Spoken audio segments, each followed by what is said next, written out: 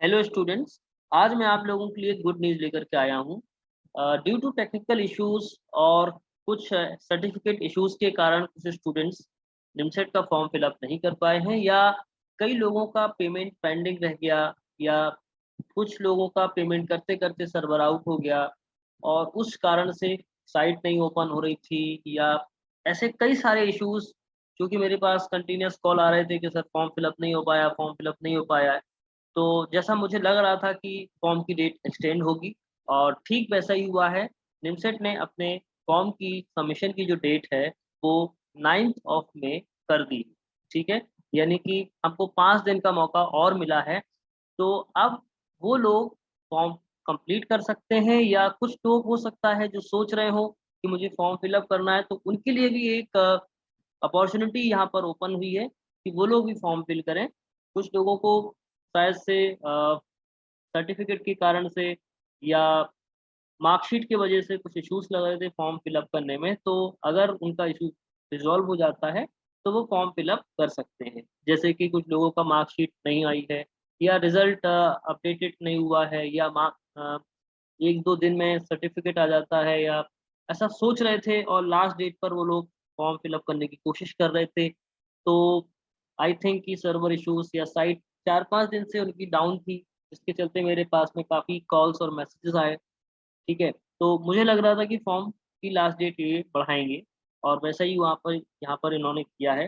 तो अब आप लोग फॉर्म को फिल अप कर दीजिएगा। अब आखिरी डेट का आप इंतज़ार ना करें, क्योंकि जैसे ही यहाँ पर लॉगिन बटन यहाँ पर ओपन होगा, देखिए अभी इस बात पर भी आप पैनिक ना होइएगा, क्योंकि जैसे ही हम साइट ओपन करते हैं तो यहाँ पर कैंडिडेट रजिस्ट्रेशन या लॉगिन ब्लॉक में यहाँ पर रजिस्ट्रेशन और लॉगिन ब्लॉक जो है वो दोनों थे, बट अभी इन्होंने हटा दिए हैं। आई थिंक कि कुछ टेक्निकल इश्यूज के कारण इन्होंने यहाँ से हटाए हैं। बट उसके लिए आप पैनिक ना होइएगा, जैसे ही यहाँ पर आए आप लोग साइट को कंटिन्यू विजिट करते रहिए। तो आप जैसे ही यहाँ पर ये बटन्स आएंगे आप फॉर्म को फिलअप करिएगा। ठीक है, किसी ने अगर रजिस्ट्रेशन भी नहीं किया हो तो वो रजिस्ट्रेशन भी कर सकता है। बाकी सारी चीज़ें इनकी एज इट इज़ हैं। लाइक जैसे कि अगर हम इम्पोर्टेंट डेट के सेक्शन में जाएंगे, तो यहाँ पर देखिए इम्पोर्टेंट डेट में इन्होंने यहाँ पर 4 मई से 9 मई कर दी है। ठीक है, अप टू 5 पीएम तक ही आप ये फॉर्म फिलअप कर सकते हैं। बाकी की जो एक्टिविटीज़ हैं अगर हम देखें तो सेम एज़ हैं। ठीक है, यानी आपका एग्ज़ाम अभी 20 जून को जो निर्धारित किया गया है, उसी समय पर होगा। रिज़ल्ट जो निर्धारित है अपने टाइम से, बाकी कोई शेड्यूल में चेंजेस नहीं है। ठीक है, तो आप इस नोटिस को देख सकते हो। इसके अलावा इन्फॉर्मेशन ब्रोशर को आप फिर से रीड करिएगा जिन लोगों ने नहीं किया है। ठीक है। हाँ, अब कुछ क्वेश्चंस थे, जैसे कि मेरे पास में बार-बार कंटीन्यूअस कुछ क्वेश्चंस आ रहे हैं, जैसे कि सर मेरे पास अभी ओबीसी सर्टिफिकेट नहीं है। मैंने फॉर्म को अप्लाई किया हुआ है ओबीसी के लिए, तो क्या मैं रिसीविंग अपलोड कर सकता हूँ? ठीक है, तो देखिए अभी अगर आपके पास में नहीं है तो आप रिसीविंग भी अपलोड कर दीजिएगा, सेल्फ अटेस्ट करके करिएगा। और मैं एक चीज़ और कहूँगा कि निमसेट हेल्प डेस्क पर के जाकर के आप उनको एक मेल भी ड्रॉप करिएगा कि हमने सर फॉर्म को अप्लाई किया हुआ है, और हम जैसे ही हमारा ओबीसी सर्टिफिकेट बन के आएगा तो हम आपको मेल कर देंगे, या फिर जब एडिट ऑप्शन आएगा तब हम इसको अपलोड कर देंगे। ठीक है, तो एक तो सर्टिफिकेट से रिलेटेड जो मेन बात है कि कई लोगों का क्वेश्चन है कि ईडब्ल्यूएस नहीं बना, ओबीसी नहीं बना, या एससी एसटी नहीं बना, तो आप इस केस में ऐसा कर सकते हैं। ठीक है, दूसरी बात कि जिन लोगों के पास में ओल्ड सर्टिफिकेट था और अभी न्यू के लिए अप्लाई किया है, तो आप ओल्ड भी अप्लाई करते हैं, ओल्ड भी आप अपलोड कर सकते हैं, कोई इश्यू नहीं है आप। और लेकिन ये है कि जब आप अपलोड कर रहे हो तो एक मेल भी उनको ड्रॉप कर दें साथ साथ, ताकि उनको भी समझ आए कि आप सीरियस हो, और जो आपने कैटेगरी क्लेम की है उसका आप सर्टिफिकेट हमें at the time of counselling दे दें। ठीक है, एक तो ये बात। दूसरा, कुछ लोग क्वेश्चन कर रहे हैं कि सर ओबीसी एनसीएल का जो डिक्लेरेशन सर्टिफिकेट है, क्या अभी हम उसको ही अपलोड कर दें अगर हमारे पास सर्टिफिकेट नहीं? तो देखिए, आप कर सकते हैं अभी, बट आपको एडिट ऑप्शन जब मिलेगा तो आपको सर्टिफिकेट ही अपलोड करना पड़ेगा, क्योंकि जो कैटेगरी को आप लोग क्लेम कर रहे हैं, वो सर्टिफिकेट आपके पास में होना चाहिए। अगर सर्टिफिकेट नहीं होगा तो वो उस कैटेगरी को कैसे वैलिड मानेंगे? तो अभी हाल-फिलहाल में आपके पास नहीं है, कोई दिक्कत नहीं है, बट काउंसलिंग के टाइम पे आपके पास में सर्टिफिकेट होना मस्ट है। आपके पास में सर्टिफिकेट नहीं होगा तो जो आपकी उन्होंने रैंक दी होगी वो जनरल में कंसीडर कर ली जाएगी। अच्छा, इसके अलावा मेरे पास और भी क्वेश्चन आ रहा है कि सर अगर हमारे पास कैटेगरी सर्टिफिकेट नहीं है या हमने मान लीजिए ओबीसी एनसीएल का डिक्लेरेशन लगा दिया या ओल्ड सर्टिफिकेट अपलोड कर दिया या स्टेट का सर्टिफिकेट लगा दिया, ये मैं ओबीसी वालों के बारे में बात कर रहा हूँ, तो क्या हमारा फॉर्म रिजेक्ट होगा? तो देखिए, आपका फॉर्म रिजेक्ट नहीं होगा। आपने फॉर्म में कुछ गलत जानकारी दी होंगी, तो फॉर्म रिजेक्ट होगा। बाकी सर्टिफिकेट नहीं होने की स्थिति में आप उस कैटेगरी को क्लेम नहीं कर पाएँगे। आप as a general open category माने जाएँगे यहाँ पर। तो फॉर्म रिजेक्ट नहीं होगा, इसलिए इस बात की चिंता ना करिए।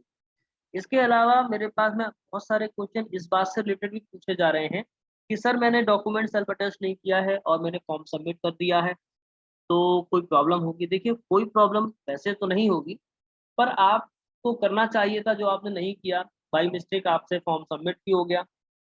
अब आप इसके लिए पैनिक ना हो, आप एक एनआईटी हेल्प डेस्क पर अपना एक मेल ड्रॉप कर दीजिएगा, क्योंकि एनआईटी आपको एक एडिट ऑप्शन ज़रूर देगा और क्योंकि लास्ट प्रीवियस ईयर्स में उन्होंने दिए हुए हैं, तो जब एडिट ऑप्शन आपके पास में आएगा तो आप एडिट ऑप्शन में जाएँगे और दोबारा से अपने सर्टिफिकेट आप अपलोड कर देंगे सेल्फ अटेस्टेड के फॉर्म में, तो कोई प्रॉब्लम आपको नहीं जाएगी। तो ये जो कुछ मेजर क्वेश्चंस थे वो मैंने आपके साथ में अभी डिस्कस किए हैं आई थिंक। और जैसे कि ईडब्ल्यूएस को लेकर के भी कई लोगों के क्वेश्चन हैं, सर हमारे पास में ईडब्ल्यूएस सर्टिफिकेट में कोई डिक्लेरेशन नहीं है, तो क्या हम इस स्थिति में क्या करें? तो मैं ईडब्ल्यूएस के केस में भी वही बात करूँगा कि जिन लोगों के पास में रिसीविंग हो, वो रिसीविंग भी अपलोड कर दें, कोई दिक्कत। अब कुछ लोगों ने फॉर्म सबमिट कर दिया है और शायद जनरल कैटेगरी में ही सिलेक्ट करके उन्होंने फॉर्म फिल अप कर दिया है। तो उनका भी कुछ क्वेश्चन है कि सर क्या हम जब एडिट ऑप्शन आएगा तो कैटेगरी ओबीसी कर पाएँगे? देखिए, जब ये एडिट फॉर्म खुलेगा, एडिट के लिए वो देंगे ऑप्शन, तो कौन से ऑप्शंस हमारे लिए ओपन होंगे और कौन से हमारे लिए ओपन नहीं होंगे, ये तभी पता चलेगा जब वो एडिट विंडो ओपन करें। जहाँ तक मेरा अनुमान है, पर्सनल डिटेल्स को डिसेबल रखते हैं, क्योंकि वो आप चेंज नहीं कर सकते। आपने एक बार अपनी जानकारी दे दी पर्सनल, जैसे कि आपका नाम, आपके फादर-मदर का नाम, डेट ऑफ बर्थ और मेबी कैटेगरी, इतनी चीज़ों को वो रिज़र्व करके रखते हैं और ये मानते हुए चलते हैं कि ये जानकारी तो कम से कम आप लोगों ने सही दी होगी। अब प्रॉब्लम कहाँ हो सकती है, जैसे कि आपके सर्टिफ़िकेट से रिलेटेड कोई प्रॉब्लम हो या आपकी मार्कशीट में कोई इश्यू है कि आपने नेट की लगा दी थी, ओरिजिनल नहीं थी या मार्कशीट नहीं थी, तो 3rd की अपलोड कर दी थी या 4th की अपलोड कर दी थी। तो इस केसेस में जो प्रॉब्लम है वो हो कुछ लोग मेरे पास एक और क्वेरी कर रहे हैं जो आज मेरे पास आई कि सर हम क्या सेंटर भी चेंज कर सकते हैं? तो देखिए, जब एडिट विंडो ओपन होगी तभी हमको ये पता चलेगा कि क्या सेंटर भी चेंज कर सकते हैं, तो तभी पता चलेगा। मेबी कि शायद आप सेंटर भी चेंज ना कर पाएँ। ठीक है? ओके। एक मार्कशीट को लेकर के भी मैं कहना चाहूँगा कि मेरे पास में जैसे कि बिहार साइड में मार्कशीट पर्सनल नहीं देते हैं, वो एक लिस्ट अपलोड कर देते हैं और उस लिस्ट में ही कई लोगों के नाम होते हैं। तो देखिएगा, आपका उस लिस्ट में नाम है या तो आप उस लिस्ट को मार्क कर दीजिएगा, है ना? स्क्वायर ब्रैकेट के अंदर उसको कर दीजिएगा या फिर आप अपना नाम रखिएगा, मार्कशीट का बाकी सारी चीज़ रहेगी, बस जो बाकी लोगों के नाम है उनको आप हटा दीजिएगा। इस फॉर्म में भी आप कर सकते हैं। और जिनके पास में ओरिजिनल मार्कशीट नहीं है, वो नेट की मार्कशीट अपलोड कर दें, ठीक है? एक तो ये है।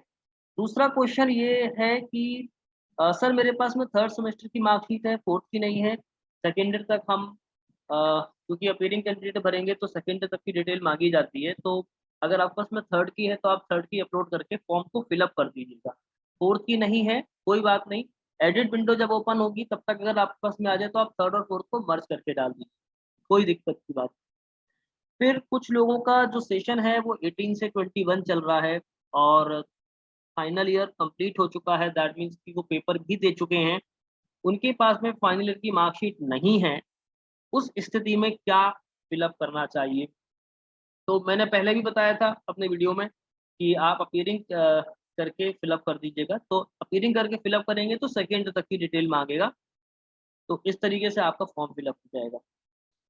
ठीक है, दूसरी चीज़ यहाँ पर सेमेस्टर वाइज़ आपसे इन्फॉर्मेशन अलग-अलग नहीं माँगी जा रही, आपसे ईयर वाइज़ इन्फॉर्मेशन माँगी जा रही। तो आपको सबसे पहले जो सब्जेक्ट सेलेक्ट करना होते हैं, सेमेस्टर 1 के सब्जेक्ट आप पूरे फिल अप कर दीजिएगा, सेमेस्टर 2 के आप सब्जेक्ट फिल अप कर दीजिएगा, क्योंकि सब्जेक्ट को लेकर के भी मेरे पास में काफ़ी सारी क्वेरीज़ आई हैं कि सर सब्जेक्ट कैसे फिल अप करना है, सब्जेक्ट कैसे फिल अप करना है।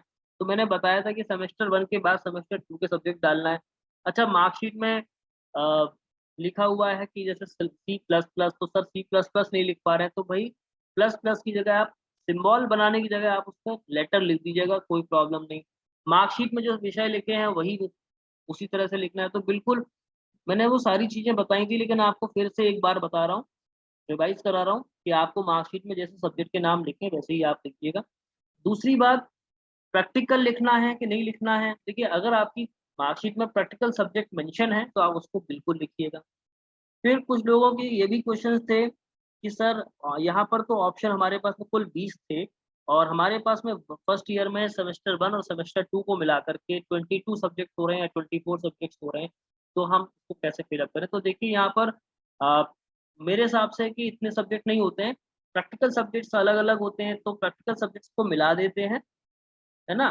तो 22 सब हो रहे होंगे टोटल, 22 से 23। तो आप क्या करिएगा, प्रैक्टिकल को 1 कर दीजिएगा, थ्योरी को 1 कर दीजिएगा। जैसे फिज़िक्स के आपके 3 पेपर होते हैं, तो आप 3 अलग-अलग लिख रहे होंगे, या फिज़िक्स के 2 प्रैक्टिकल होते हैं, तो आप 1 प्रैक्टिकल फिज़िक्स का बना दीजिए कंप्लीट करके। एक मोस्ट इम्पोर्टेंट क्वेश्चन है, जो काफ़ी लोगों को फेस करनी पड़ी है अभी पिछले 2-3-4 दिनों में कि सर पेमेंट हमारा नहीं हो पा रहा है, या डेटा हमारा सेव नहीं हो पा रहा है, सेशन एक्सपायर हो जा रहा है। तो मैं आपसे एक बात कहूँगा कि आप जो भी ब्राउज़र पे फॉर्म फिल अप कर रहे हैं, मैक्सिमम आप लोग गूगल पे ही फॉर्म फिल अप करते हैं। तो अगर आप ब्राउज़र चेंज करके फॉर्म भरेंगे या फॉर्म को कंप्लीट करेंगे, तो आई थिंक हो जाएगा। क्योंकि कई बार ब्राउज़र के कारण भी प्रॉब्लम आती है।